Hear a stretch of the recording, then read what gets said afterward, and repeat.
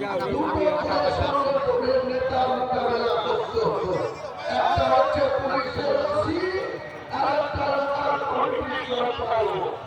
এই দুটোর বিরুদ্ধে আমাকে লড়াই করতে হবে।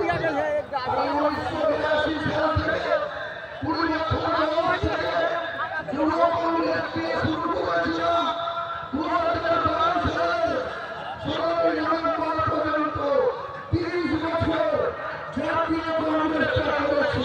কখনো আমার নেতা ছিল রাজনীতি সুরা, কখনো আমার নেতা ছিল আলিমুল সাহেব, কখনো আমার নেতা ছিল প্রাক্তন ইসলাম চৌধুরী।